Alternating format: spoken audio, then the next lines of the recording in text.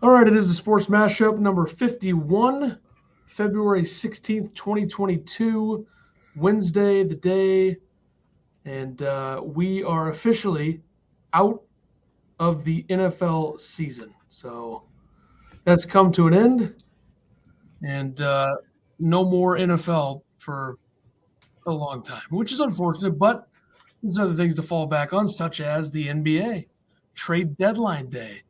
Some interesting things going down. I want to get to this before we get to the other things. The James Harden, Ben Simmons deal did come to fruition. I said last week, I thought, it's got to happen for both sides. I like the deal a lot for Brooklyn. I think they get rid of Harden, who didn't want to be there. They add Seth Curry and Andre Drummond, who are going to be bench pieces for a team that lacks some depth. And for Philly, they get rid of a guy who didn't want to be there, Ben Simmons. And they get James Harden, who, when he's playing at his best, he's one of the best players in the league. Yeah, but I think the Sixers gave up way too much in this deal. Yeah, you could argue that, but I also like that they didn't give up Tyrese Maxey or Matisse Thybulle, two guys that the Nets wanted, two young guys that are huge impact guys for them. I think that's a great thing that they didn't give those guys up, but they did give up a lot. I mean, they give up their second leading scorer in Seth Curry and 2 first-round picks. Yeah, I think the first-round pick is coming up in the draft. That's going to be a 20s pick, I'm sure, unless they play the way they did tonight against Boston. That was bad. Boston destroyed them tonight. But then 2027, I mean, who knows what that pick's going to look like. I guess it's a bit of a risk, but it's something you throw down the line. You just do it. I mean, they did get Paul Millsap in this deal with Harden, so don't know what that does for people, but that's worth noting, I suppose. No, but I really think this helps the Nets a lot, getting Seth Curry. I mean, he's already made an impact in the 2 games he's played, and I don't know if he will be a bench piece. I think he might just be a starter. Yeah, I mean, you look at what their lineup could be when they're fully healthy, and that's a big if or when. Curry's definitely going to start at home. Yeah. When Kyrie's not there and Simmons runs a point, Seth's going to be the 2. When Kyrie's able to play, that's when Curry might be a bench piece. I mean, you could go with Kyrie, Curry, Simmons, KD, and then do you put Drummond in the starting 5, or you just roll with Nick Claxton probably at the 5? Wow, I mean, you got 5 or 4 5s now there. You got Drummond, Blake Griffin, LaMarcus Aldridge, and Claxton. Yeah, their depth has definitely gotten better, and I think depth is a very important part of winning a championship these days. Like, I don't think the teams can really do it with the superstar structure. I think the best teams in the league right now have a lot of depth, whether it's Phoenix or Golden State or Milwaukee has depth that's a bit questionable at this point with Connaughton going down last week, but depth is a huge part of getting far. I mean, if you don't have some sort of depth, it's definitely a problem. I mean, you look at what the Warriors dynasty was, the depth that they had, the impact guys they had off the bench, it's very important. And if the Nets can stay healthy, I think the ceiling is extremely high. Well, and speaking of depth and everything in the Warriors, James Wiseman was cleared for 5v5 contact now. Another guy you need down low. I mean, you like what they have with their current roster and their current setup, but Wiseman is one of the guys that is extremely talented. Like, number 1 coming out of high school, goes to Memphis, gets suspended, the whole deal there, gets drafted high, ceiling's high. If they can just figure it out, I think that's another huge piece for a Warriors team that's getting healthy. They're not really playing their best. They kind of got run away from by the Clippers last night, but they'll be fine. Curry's been a little bit off. Thompson's been a little bit off. They'll figure it out. They'll make a run of some sort, I'm sure, but we'll see. Yeah, and then what's like the update on when KD's coming back to the Nets? Seems like it's going to be after the All-Star break, which the All-Star break is this weekend. So I'm assuming next week, some point, we'll probably see him back for the Nets, but who knows? Which, speaking of that, did you see the draft? I did, yeah. Did you find it interesting on the last 2 picks? I did, because KD goes out of his way to talk about, I need some size, because it's down to Rudy Gobert or James Harden. I'll just LeBron just laughing at his clipboard. Yeah, I mean, that was that was interesting. And was it a setup? I mean, we don't know. Probably not. But I know for a fact that LeBron went out of his way to not take James Harden. So. Oh yeah, because who did he take right before that?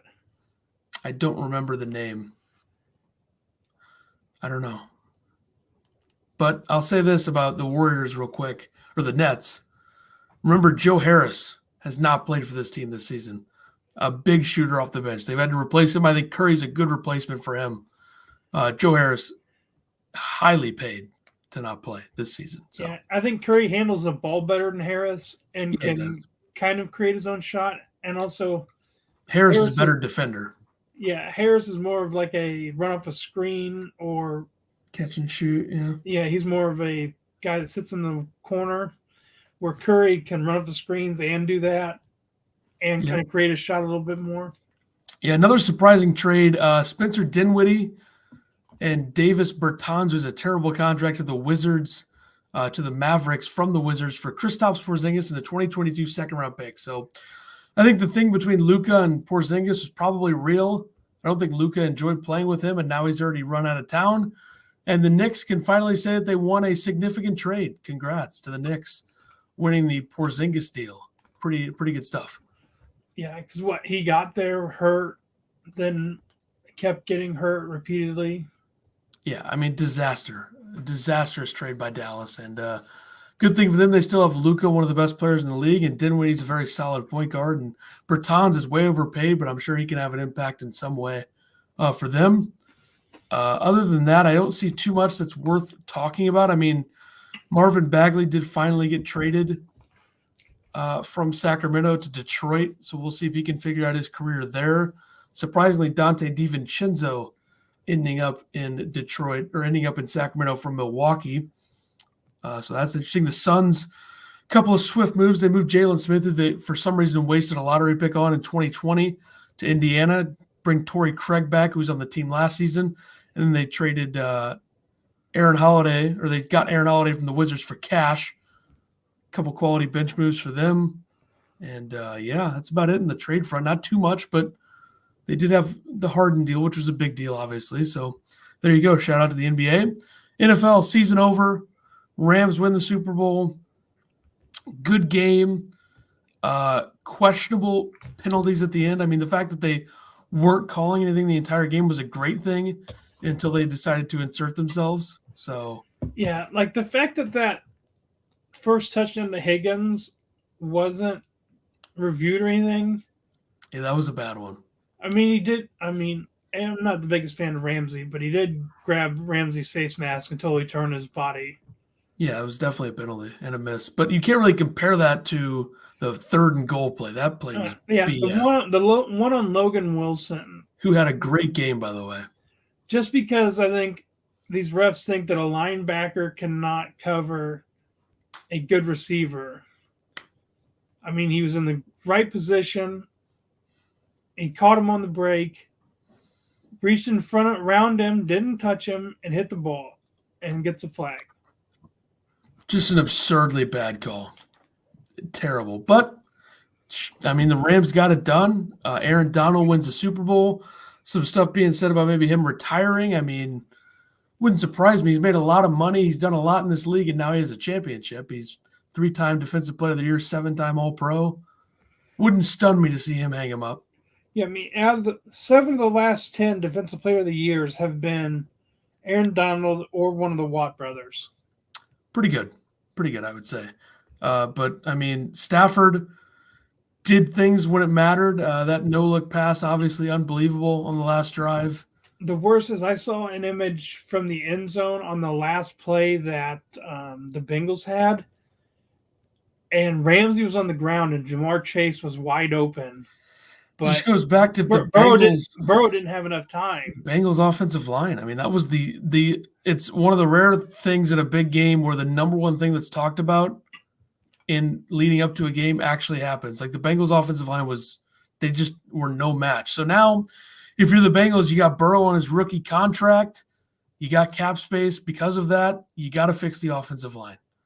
Yeah. And like one of my buddies is like really in depth into it. He was talking about watching over the game and how the Bengals, they never ran a slide protection on their offensive line.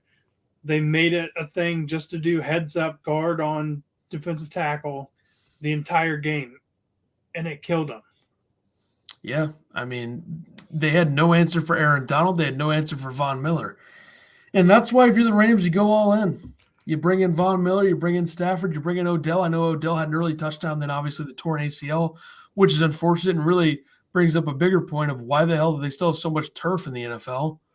How many injuries do we see on that a year? I saw so many tweets and stuff from NFL players and stuff saying turf should be outlawed from the NFL.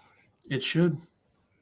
And then, here's an interesting thing. January 12th, Eric Weddle comes out of retirement, hadn't played since 2019 season. 2 weeks after that, he leads the team in tackles in the NFC Championship game. In the Super Bowl, he was designated to be the play caller for the Rams. Pretty impressive. Pretty impressive. So, yeah, within a month, went from playing pickup basketball to being the designated play caller in the Super Bowl to then retire again. Worth it. If you're him, that's worth it. I mean, he tore his pec in the first quarter and played the whole game. Yeah. So, Super Bowl's over. Rams win it. McVay gets his first youngest coach in NFL history to win a Super Bowl, 36. Yeah, Stafford gets one. He becomes the third quarterback to win a Super Bowl in his first year with the new team. Tom Brady would be one of them. I don't know who the third is. The first one was Trent Dilfer with the Ravens. All right. Well, one of those is not like the other two, I would say. Well, I wonder, didn't Brady win one in his first year in the league?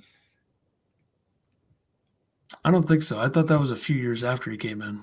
I couldn't remember. So when I saw that, I was like, did he do it twice? Yeah, I don't know. I don't think so. But and then all right. Awards. One more thing before the awards. Most interceptions by a number one overall pick in rookie season. Who do you think's leading that? What was the stat? Most interceptions by a number one overall pick in rookie season. Like quarterbacks or interceptions? Yeah, quarterback. Stafford? Peyton. Oh, yeah, I should have known that. He had 28. Next was Terry Bradshaw at 24. Stafford had 20. Andrew Luck had 18. Troy Aikman had 18. Cam Newton had 17. And Mr. Trevor Lawrence had 17. Not great. Not ideal, I would say. But we'll see how he does in the new offense, no doubt. Season awards were given out on Thursday. Yeah, the MVP, Aaron Rodgers. 4-time, back-to-back. Not a big deal. Offensive Player of the Year, Cooper Kupp. Yep. Which we kind of knew was going to be there. Defensive Player of the Year, TJ Watt. And then we were spot on with these two. The Offensive Rookie of the Year, Jamar Chase. And Defensive Rookie of the Year, Micah Parsons. Parsons was unanimous, right? I think so. Yeah, it's pretty good. Who else would they have had in the offensive? Mac Jones, pretty much the only competition. Did Burrows was he in that category at all because he didn't play enough games in his rookie year? No. And then I saw a lot of people mad on this one. The comeback player of the year, Joe Burrow. It had to be Burrow. I mean, come on. I saw so many things of people thinking it should have been Dak. Nah. I mean, Burrow was playing behind a garbage offensive line. I know he had great weapons, but a terrible offensive line. Got sacked 1 billion times. Stayed healthy through most of it. Made the playoffs with the Bengals. I'm not impressed that Dak has a $300 million offensive system of playmakers and played well. Who cares? In a terrible division, by the way. What a joke. Anyone who thinks it's Dak is an idiot. And then the coach of the year was Mike Vrabel of the Titans. He was going to get it at some point. I think this is why coach of the year, manager, this stuff's stupid and doesn't matter. Every year it's about doing a lot with a little. Like every single year does not matter. Like you could go 16-1, but if your team is on paper the best team in the league going into the season, they don't care, pretty much. With Vrabel and the Titans, is Julio a free agent now, or does he still have time on his I contract? think he's still got a bit on his contract. And then, do the Titans try making a move for a quarterback? I don't think that they'll do that this offseason. I think they're going to have one more year with Tannehill. They just gave him a huge contract a couple of years ago. Give it one more go, see how it goes, and then maybe make a move after that. But they're not getting Aaron Rodgers. Like, I don't know why people are even talking about that. Oh, I didn't even see him going. I mean, I saw the things about him buying land or something around somewhere near Nashville or something. Yeah, it's just not going to happen. And then I have seen the Bucks and talks about Russell Wilson or Kyler Murray. Or Deshaun Watson. Oh, no, it wasn't Kyler Murray. Sorry, it was, Deshaun Watson. Yeah, we'll see. Interesting thing to monitor as we get closer to, you got the franchise tag deadline coming up in the free agency in a month or so. So we'll cover the NFL then, I'm sure, a lot through that. And now we shift to golf. Yeah, we had the Waste Management Phoenix Open last weekend. The winner was Scotty Scheffler, won $1.5 million, shot 16 under, won a 3-hole playoff against Patrick Cantlay. I wish they would have played like 16, 17, 18 instead of playing 18 3 times. I think they wanted to stay on 18 because of the atmosphere. There were so many fans there. I don't know. It's probably 16 is the best hole there. That would have been fun to see again. You had 2 hole-in-ones over the weekend, one Saturday, one Sunday. Carlos Ortiz played 16 and 17 in 3 shots. He had an ace on 16 and then a 2-shot eagle on 17. That's just unreal. Yeah, like I followed. Like I don't know if you've ever seen them on YouTube, the good golf guys. Yeah, I know I'm quite aware of their existence. Yes, 2 of them were able to go and play Tuesday, and then one of them was in like close to the pin contest on Wednesday, and they showed like 16, 17, 18 in their video when they played Tuesday. And talked about how it was a drivable par 4 on 17. Yep. Brooks Koepka holed out for eagle on that hole last year when he won late in that tournament. So definitely drivable. And you saw Sahith Theegala, who led for most of the tournament there, hit it into the water on 17 to pretty much play himself out of contention because he got a terrible bounce and just kept going and going on the green, rolled off into the water. Well, he missed it. He missed a birdie putt on 18 too that would have put him in the playoff. Yeah, just a brutal finish for him, but he's got a bright future. He played well. He's got a lot of power. I know he's had some injuries in his career, but he's only 24. He'll be fine. Good performance from him. But Scotty Scheffler getting his first win, he knew it was going to happen at some point. Saw the dominance that he could have when he dominated Jon Rahm on Sunday at the Ryder Cup in September. So congrats to Scotty.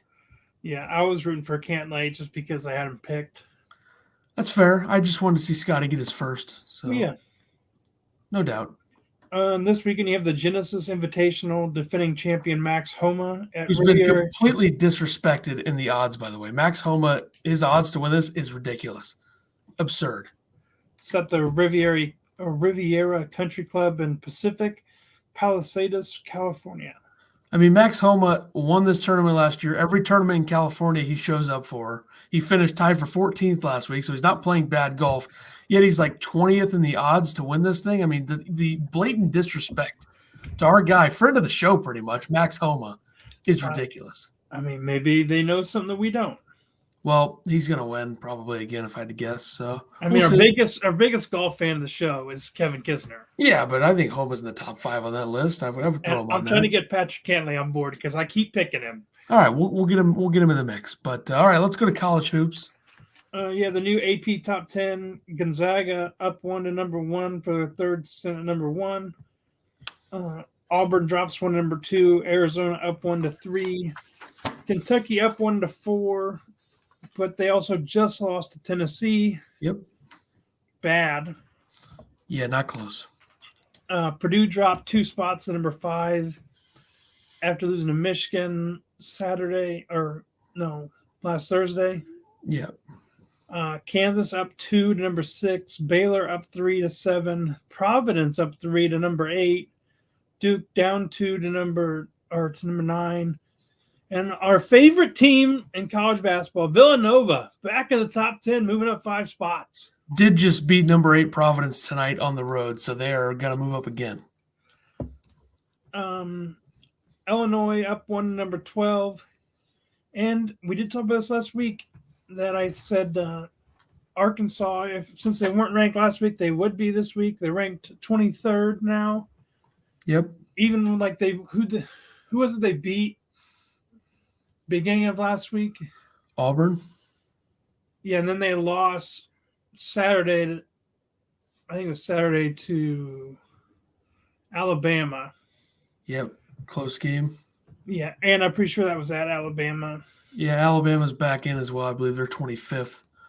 So the SEC representation quite high in the AP poll.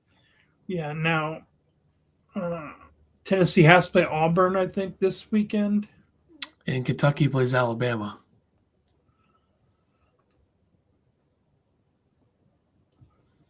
But what's you next? We'll see. What do we have here? Clemson. David Collins gets 1 game for undercutting Wendell Moore. Dirty play, very dirty. I'm surprised it was only a 1 game. Yeah, I don't know. I feel like he doesn't have a history of doing this. Big apology after. I don't know. I feel like 1 game is probably not enough. But also, I don't think that it's like a 10 game or whatever some people might be saying. I didn't think that. I thought it would have been like a 2 or 3 game maybe. Yeah, I think 2 or 3 would have been fair. But, I mean, it's not – 1 game's not egregious, I guess. I don't know. Just because of the fact that, I mean, he picked your pocket clean. You set it away, and then you chase him down, and when he goes up for a dunk, you totally undercut him. And he flew like 9 foot and then landed like on a cameraman. Yeah, it was a dirty play, no doubt. So it gets a suspension, and we'll see the aftermath of that for Clemson. It took a while for them to come to that conclusion, too. Yeah. Probably watched it a billion times. Probably saw his big apology note about it. I don't know. It's just tough decision, but the ACC, you know they get it wrong. Coach K leaves at halftime versus Wake Forest to not feeling well. Yeah, best wishes for him. I know they almost lost that game. Wake Forest with almost the greatest shot of all time. If that last shot would have gone in, oh my God. I totally missed the last shot. I watched the entire game, but missed that.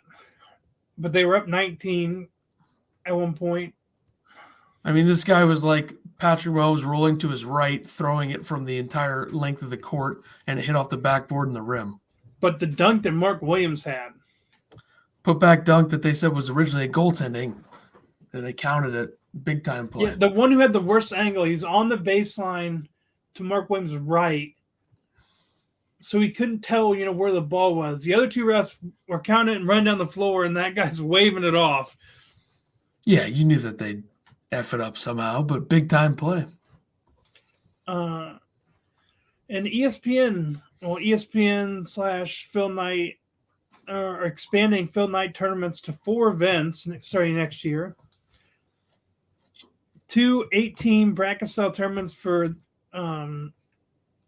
men's and 2 14 bracket-style tournaments for the women. The 2022 Phil Knight Invitational will include, for the men, Alabama, Iowa State, UNC, Michigan State, Oregon, Portland, UConn, Villanova. The women's, Iowa State, UNC, Michigan State, Oregon. And then the 2022 Phil Knight Legacy, hosted by Rip City Management, which is that part of like Damian Lillard, or? I'm not sure. Or is that just the Portland thing because they called that Rip City? Probably, yeah, probably.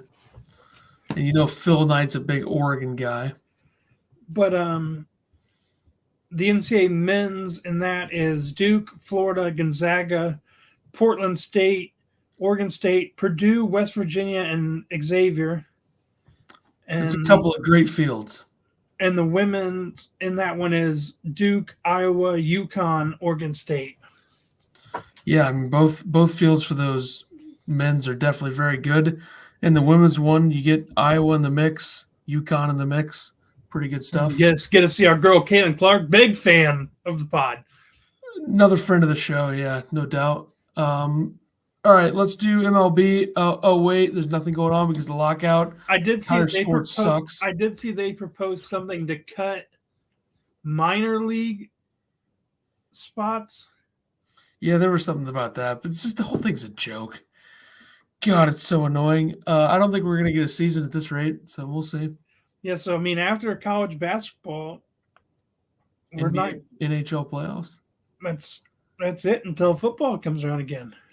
All right, good job, baseball. All right, chance to have your sport in the spotlight like it is every season opening day, and they'll probably have like a July opening day for a 60-game season. So, good job, guys. Hope it feels good for you. All right, NHL, real quick. Claude Giroux, could he be on the move? All-Star Game MVP, by the way, not a big deal, and he could be on the move. Trade rumors for Philly, Colorado, the favorite to get him. Could happen, might not happen. We'll see. But They we'll have the see. cap space for that. That's the hard part. I think you're gonna have to see retained salary from the team that from Philly, retaining salary on that, and then you're gonna have to see picks moved in exchange for retained salary, plus prospects, plus other picks. So it's gonna be a tough deal to swing. But Are there any other like teams in the mix with him? Minnesota and St. Louis were both also rumored, but the Blues absolutely do not have the cap structure to do that this season unless they want to trade Tarasenko, which if you watched him play tonight, he's not going to get traded. So I don't know. I think it'd be. I'm sure he probably wants to go somewhere to get a shot to win. Yeah. But he's also the guy who's only played for that one franchise. Yeah. And they've been a disaster. And he's had to see for how long? Quite a while, I would say. Quite a while. I mean. But didn't they trade or not re-sign his line mate Voracek, or they still have him? They traded him last offseason to Columbus 1-for-1 for Cam Atkinson. So, I mean, they've been bad. The last 2 seasons have been bad with high expectations. So we'll see if he's on the move. We'll see who pays a high price for him. We did have a trade. Tyler Toffoli was traded to the Flames. This is the second time he's been traded the last few seasons. He was traded from LA to Vancouver a few seasons ago. But he goes from Montreal to Calgary, 2022 first-round draft pick, top 10 protected, 2024 fifth-round pick, forward Tyler Pitlick, and prospect Emil Heineman all go to Montreal. So a good price. Toffoli scored tonight for Calgary. Calgary looks like one of the best teams in the West, and they get another forward who's been there, done that, won a cup with LA, had a good playoff run with Vancouver a couple seasons ago. So good deal for Calgary. Yeah, I mean, they got a lot for him.